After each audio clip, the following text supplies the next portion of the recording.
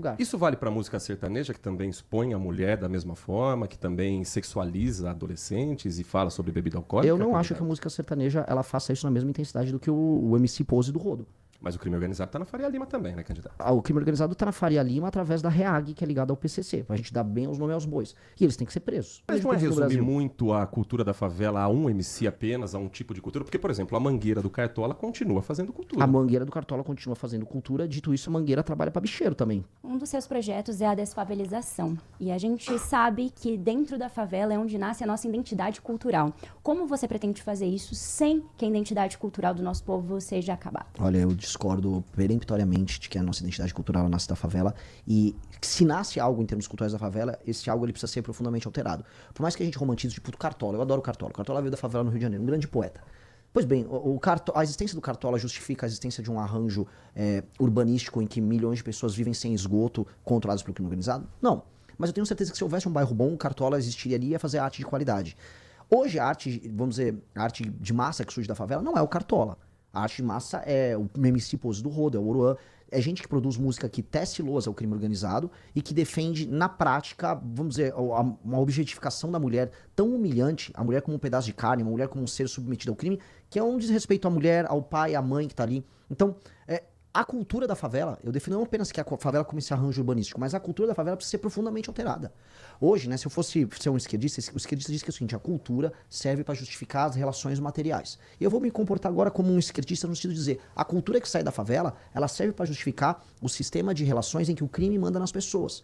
Um cantor como o Pose do Rodo, que diz que todos os homens vão sair com todas as mulheres aí, com as meninas naquele bairro, menores de idade inclusive, porque eles têm armas, que é o que eles cantam naqueles bailes, justificam a ascendência, a liderança que os criminosos têm naquela comunidade e o terror que eles geram. Portanto, nós temos um programa claro para desfavelizar o Brasil. São 900 bilhões de reais para a gente acabar com esse modelo arquitetônico e urbanístico fracassado e que gera pobreza e que reflete pobreza, que é a favela.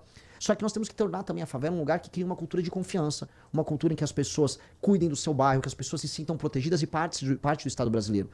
Hoje, por exemplo, essa cultura da favela, ela gera, por exemplo, a gravidez na adolescência desproporcionalmente mais alta lá. Então, essa cultura está sendo boa para as mulheres que moram na favela? Essa cultura está sendo boa para o menino que quer estudar e que mora na favela? Não. Então, o nosso ataque à favela como instituição é ataque a um modelo também cultural. Por isso que eu discordo de você nesse elemento. Há coisas boas que surgiram dali, mas eu tenho certeza que essas pessoas talentosas que estavam ali poderiam criar isso em outro modelo, num bairro. Vou dar um exemplo. O samba em São Paulo, ele não surgiu da favela. Você tinha os curtiços, o samba, o Adoniran Barbosa. Mas o Vai tem quase 100 anos vindo de um quilombo, que é o Quilombo Saracura. Mas o quilombo não é uma favela. O quilombo é um quilombo, a favela é uma favela. A Bela Vista é uma favela. A região da Bela Vista é uma favela, um bairro pobre, mas não é uma favela. Favela é uma coisa diferente. Favela é favela. Eu tô falando o Adoniran Barbosa, se eu pegar a origem do samba em São Paulo, não era favela, era bairro pobre. É diferente de uma favela. O que eu quero dizer é, você justificar a criação da cultura através de um arranjo social muito ruim, não é bom. Não é bom nem pra quem cria cultura e nem pra quem mora naquele lugar. Isso vale pra música sertaneja, que também expõe a mulher da mesma forma, que também sexualiza adolescentes e fala sobre bebida alcoólica? Eu não acho que a música sertaneja ela faça isso na mesma intensidade do que o MC Pose do Rodo. E eu também não acho que a música sertaneja seja utilizada para justificar o crime organizado. Crime organizado, hoje você tem os MCs que fazem isso. Mas o crime organizado tá na Faria Lima também, né, candidato? O crime organizado tá na Faria Lima através da REAG, que é ligada ao PCC, pra gente dar bem os nomes aos bois. E eles têm que ser presos.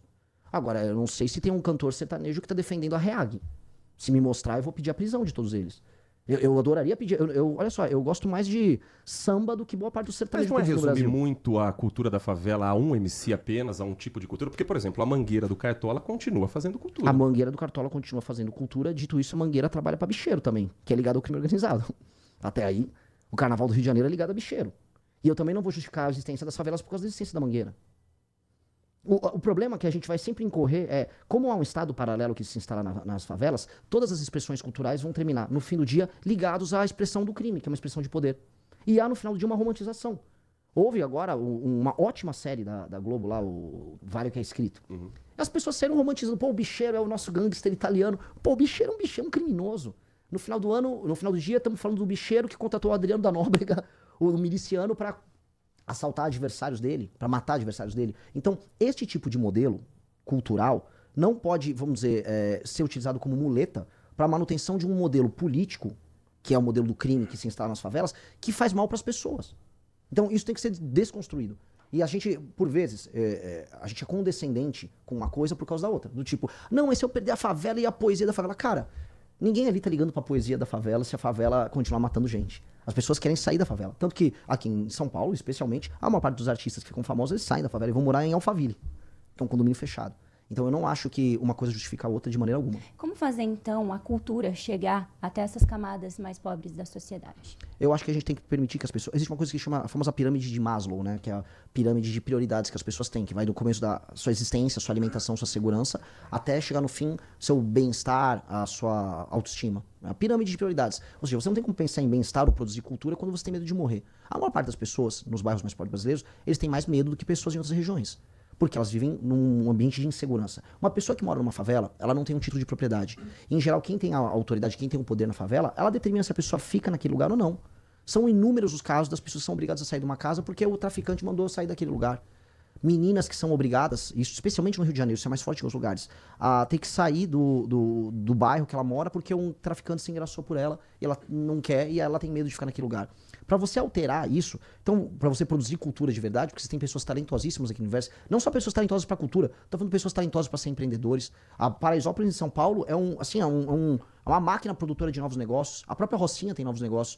Como fazer isso? Fomentar lei e ordem, urbanismo decente, recuperação daqueles lugares, oferecimento de propriedade para aquelas pessoas, casas decentes, as pessoas poderem aí sim, comendo direito, sem medo de ser assaltado, sem medo do traficante, trabalhar, produzir, algumas vão se dedicar à cultura, outras ao empreendedorismo, e essas pessoas vão aflorar. Então, há um papel do Estado em trazer essas pessoas, essas comunidades, para o Brasil. O desafio, e hoje a minha provocação é, essas pessoas são brasileiras? O Brasil trata essas pessoas como titulares de direitos? Elas não têm direitos a nada, então elas não são sequer brasileiros nesse sentido. A gente precisa agora repatriar 23 milhões de brasileiros. E aí eles vão trazer a cultura, e de uma maneira melhor do que eles fazem hoje, com mais condições do que eles fazem hoje.